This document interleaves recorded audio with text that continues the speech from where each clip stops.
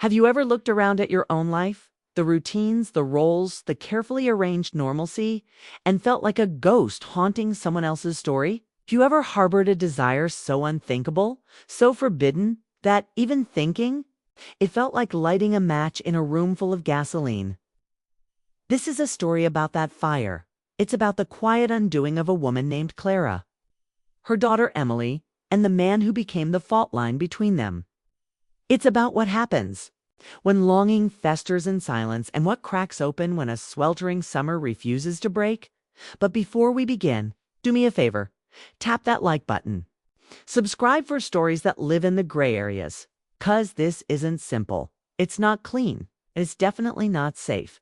The heat in Savannah that summer was brutal, not just hot, but oppressive, like the air itself wanted to press you down, whisper things in your ear you weren't ready to hear. I stood on the wraparound porch, fanning myself with a limp magazine, the glossy pages sticking together in the humidity. My name is Clara. I was 48 and an expert in the quiet rhythm of a life well managed. Chestnut hair now threaded with silver, pinned back in a loose bun. Tendrils clung to my damp skin. My white cotton blouse, thin, clingy to sheer, was no match for the heat. Neither was I out in the yard. My daughter Emily was setting the patio table. She was a picture of youth, radiant, laughing, unaware. Her husband Ethan was with her, adjusting the umbrella, his shirt stretched across his back, catching the light just enough to make the muscles beneath visible, and something inside me moved. It was small at first, sharp, traitorous. Ethan was 32, 16 years younger than me. A quiet man with intense eyes and a calm that made everyone else seem loud. For 3 years I had done what was right, what was expected, kept the appropriate distance, called him sweetheart the way any mother-in-law might. But that day in the unbearable heat, something shifted. Something long dormant began to stir. I went inside to escape it, the thoughts, the temperature, myself, but the house offered no relief. The ceiling fan sputtered above us at dinner, swirling the same hot air in slow, lazy circles. We sat at the table, Emily, Ethan, me, a perfect portrait. She talked about work, laughed about her coworkers, her voice bright and full of ease. And all the while, beneath the table, the air seemed to hum, tense and electric. I crossed my legs, the hem of my skirt riding up slightly. I wasn't listening, I was watching. Not openly, but with awareness of him, his posture, his presence. The heat that clung to him like a second skin. Then it happened. A brush, barely a touch. My foot shifting idly came into contact with something solid beneath the table. His leg. I should have recoiled, said something, laughed it off, but I didn't, and neither did he. Instead, he looked at me, just for a moment. His eyes, dark, unreadable, met mine. It wasn't a glare. It wasn't confusion. It was acknowledgement. And in that 1 second, I knew the rules we'd lived by had shifted. And nothing, not the heat, not the silence, not even love, was going to stop what had already begun. It wasn't an accident. It was a question, a spark, a silent tactile legend that the air between us had just become combustible. My pulse quickened. A slow, heavy thrumming in Myers. A deep, spreading heat bloomed in my chest, entirely different from the oppressive humidity of the evening. I quickly uncrossed my legs, my chair scraping slightly against the floor. It tried to focus on Emily's words, on the taste of the grilled chicken. Cute sinning. On anything other than the man sitting across from me, who was no longer just me son-in-law, but a sudden, terrifying possibility. After dinner, Emily, complaining of fausticky heat, announced she was going to take a long, cool shower. Her departure left a vacuum in the room, sucking out all the casual, safe noise, and leaving the thrumming charged silence between me and Ethan. I busied myself clearing plates. My hands trembling saw slightly. I prayed he wouldn't notice as I stacked them in the sink, the coal ceramic a welcome shock against my heated skin. I could feel his eyes on them. When I returned to the dining room, he was leaning against the doorframe, his arms crossed over his broad chest, watching me.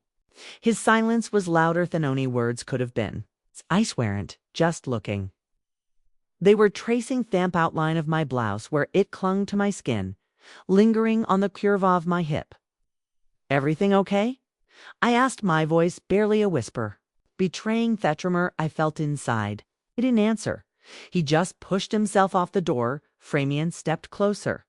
The space between us shrunk until I could smell the faint masculine musk of his cologne, mixed with the honest scent of a day's sweat.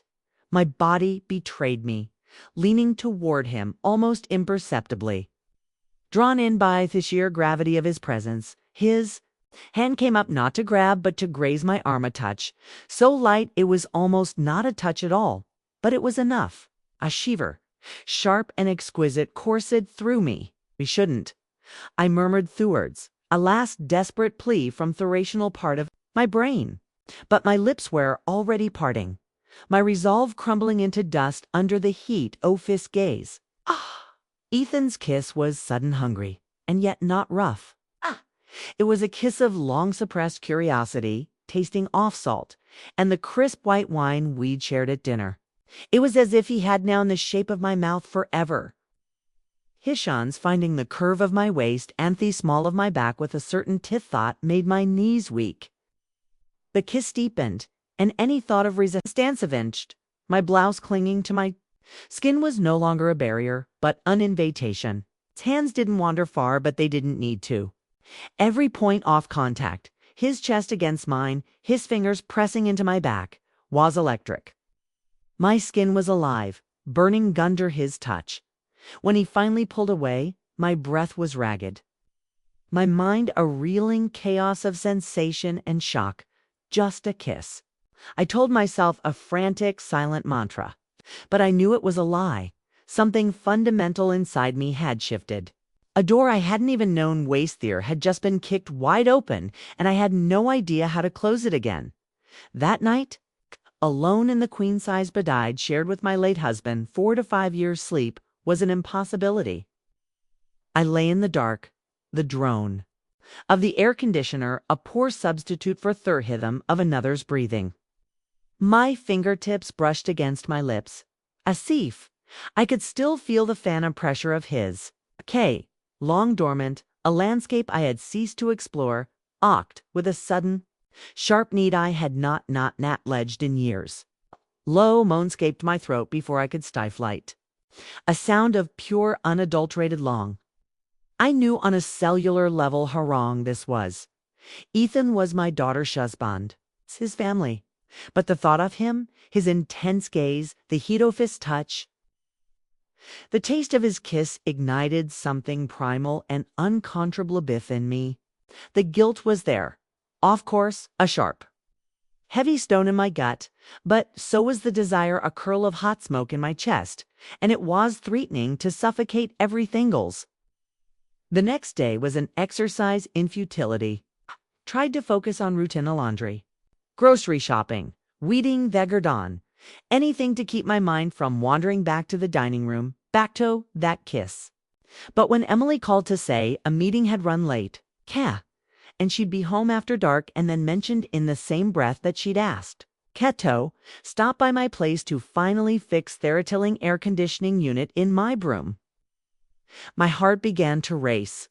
With a terrifying mix of dread and anticipation, I chose my outfit with a core I hadn't taken in years. I put on the same white cotton blouse, but this time I paired it with a black lace bra. One I'd bought on a whim and never worn. It was a foolish, reckless choice. Boutique made me feel powerful, feminine, a woman with a secret. When Ethan arrived, toolbox in hand, the air between us crackled with unspoken electricity. He avoided my gaze, his manner all busyness. As he went straight to the bedroom to examine the AC unit, but he couldn't look away from him. I watched the way. His arms flexed as he worked, the sweet beating on the back of his neck, the way his t-shirt lifted slightly. Ash reached up, revealing a tantalizing sliver of tan tort skin above the band of his jeans. Hot in here, I said, my voice deliberately light and teasing a test. Yeah, he replied. Histon clipped all of his focus, seemingly in a stubborn screw, but his eyes prayed him. He glanced at me in the reflection of the window, and his gaze was dark, intense, and hungry. I sat on the edge of my bed, pretending to read a book. But the words swam before my eyes. My focus was entirely on the man across room. Finally, I let the book fall to the comforter. You can take your shirt off if you're too warm, I said through words hanging in the air between us. Hap housed his screwdriver, hovering. Headed slowly, his gaze locking onto me. There was a long, silent moment where the only sound was the rattling off the air conditioner and the frantic beating of my own heart.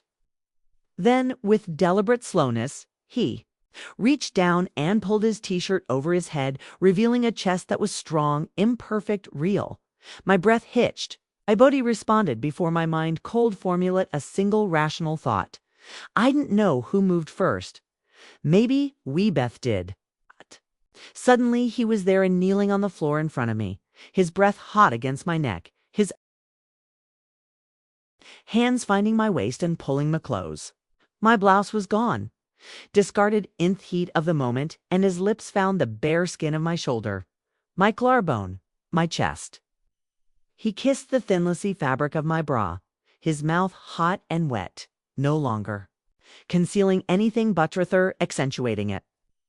My legs parted instinctively, my body arching toward him, every touch, every kiss setting me ablaze. Ethan's hands were rough from work, but deliberate, exploring my body with a hunger that matched and perhaps even surpassed my own. He lifted me effortlessly, pressing me back against the wall, my legs wrapping around his waist. Our bodies moved together, their rhythms slow, deep, and deliberate. And a distant screaming voice insisted this was wrong, a betrayal of the highest order. But my body didn't care. It had been starved for too long.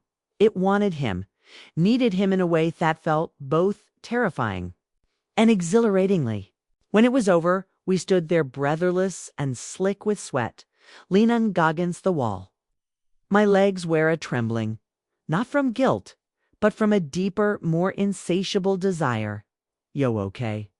he asked, his voice shaky. He didn't wait for an answer. Just Kisam again, slower this time. Keys that felt less like passion and more like apromise, or a seal on a terrible pact. Okay, let's pause here. The line has been irrevocably crossed. There is no going back to polite family dinners and innocent conversations. This is the point of no return. What do you think is driving these two people? Is it just physical lust, or is it something deeper? Shared loneliness, a feeling of being unseen in their own lives. Who do you think is more at fault? Or is Blum even the right way to look at this? Let me know your thoughts in the comments. This is where the story gets really complicated. What followed was a dangerous, intoxicating dance. Emily Andersweet, trusting nature, was completely oblivious. She'd leave Usaloni for errands, for naps, for showers, never once suspecting the stolen moments that happened in the shadows of her trust. In the kitchen one afternoon, while Emily was upstairs, Ethan came up behind me as I was chopping vegetables. He wrapped his arms around me, his lips finding sensitive skin on my neck, his hands roaming freely over my body. I melted into him. The knife I'd been holding clattering forgotten to the countertop. He lifted me onto the kitchen table, field wood creaking under our combined weight. My blouse came unbuttoned as his myth traced a fiery path down my skin. My legs wrapped around him, our bodies moving in a frantic silent sync. Every touch a conspiratorial agreement. Wes stopped just as we heard the water shut off upstairs. When Emily came down, her hair wrapped in a towel, my heart was pounding. My hair was a mess, and Ethanos casually grabbing a bottle of water from the fridge to cover our tracks. My life became a series of these heart-stopping moments, each one more reckless than the last. I started dressing for him consciously, choosing clothes that thugged my body that were easy to slip out of. I started moving through my own house with a newfound awareness of my own allure. I caught my reflection in the mirror one day and was startled. Bay's woman looking back at me. There was a new light in her eyes, a secret smile playing on her lips. I saw not just Amathar, not just a widow, but a woman alive with desire. When Emily announced had to go on a weekend work trip, my first thought? Sharp and shameful, was off Ethan. The moment she was out the door, I called him. I invented a lie about the oven being broken. Prep her at the house with a care that felt almost ritualistic. I lit candles, put on soft music, and wore a thin silk dress with no bra, the fabric clinging to my skin like a second layer. When Ethan arrived, he didn't even knock. He just stepped inside his eyes, drinking me in. A slow, appreciative smile spreading across his foes. No words were needed. We moved to the sofa, his hands finding my waist, pulling me close. The dress slipped away as if by magic. His lips were on my neck, my ear whispering that he had dreamed of this, of having me alto himself. I moved against him, our bodies, finding a rhythm that felt both new and dancient and inevitable. We made love with a slow, deliberate intensity, as if world outside and all its rules and consequences didn't exist. Afterward, we sat in my kitchen eating fresh figs and drinking wine still in our underwear. The silence between us was no longer charged with tension, but filled with a comfortable, shocking intimacy. I knew this couldn't last, but in that moment I didn't care. As the weeks bled into a month, my desire for Ethan became a necessity, a vital living part of me I couldn't ignore. But alongside Thethril, a different kind of awareness began to grow. The constant fear of discovery, the lies, the near misses, they began to take their toll. I started reflecting on what this all meant, not just for my relationship with my daughter, but for my relationship with myself. I remembered a workshop on sexual health and communication I didn't add years ago, dragged along by a friend. The facilitator, a wise, non-nonsense woman, had said something thought now echoed in my mind. Desire is an natural, healthy part of being human. It's what we do with it that defines our character. Always ask yourself, is this consensual? Is it safe? Is it honest? The answer to that last question was sounding painful, no. My actions were fundamentally dishonest to Emily, the person I loved most in the world. The guilt, which I had successfully suppressed, under layers of passion, began to gnaw at me. I started researching online, falling down rabbit holes of articles on ethical non-monogamy. The psychology of infidelity limerence. I learned that affairs often stem from deeply unmet needs, emotional, physical, or both. I realized with a startling clarity that I had felt invisible for years. My identity as Amathor and then as a widow had completely overshadowed my identity as a woman. Ethan's attention, his raw, unapologetic desire for me, had awakened something I thought was dead. But I knew with a certainty that was both liberating and terrifying that I needed to address those needs in healthier, more sustainable ways. I consider a therapy. I started journaling, filling pages with my confused, conflicting emotions. I even thought about talking to Emily, not about Ethan, of course, but about my own feelings of loneliness and disconnection. It's an attempt to rebuild a genuine connection that wasn't based in a devastating lie. One morning, after a stolen hour with Ethan, before he went to work, I sat with a cup of coffee staring at the warm, rumpled sheets where he'd been. I smiled, but the smile was tinged with a profound sadness. I knew this couldn't continue, not like this. The risk of discovery was too great, the potential damage to Emily too catastrophic to even contemplate. But I also knew that my body, my Roacond, heart wasn't lying. I wanted to feel alive. I needed to be seen. I decided to start small. I joined a book club. I signed up for a pottery class, remembering the simple joy of working with my hands. I started reclaiming Zemel pieces of myself I had neglected for years. I didn't know if I would or Revan could stop seeing Ethan. The pull was too strong. But I knew I needed to find balance to build a life for myself. It was so full and vibrant that it didn't depend on stolen moments and the shadows of my daughter's trust. I need Dead Toe. Learn how to be seen by myself first, and for you, our incredible audience. Thank you for joining me on this complicated journey through Clara's story. It's a tale of passion, terrible mistakes, and the difficult, messy search for self. If it moved you, if it made you think, please hit that like button and subscribe for more stories that dive deep into the complexities of the human heart. Share your thoughts in the comments. Have you ever faced a temptation that tested your most fundamental boundaries? Let's keep the conversation going. Asterisk, thanks for listening.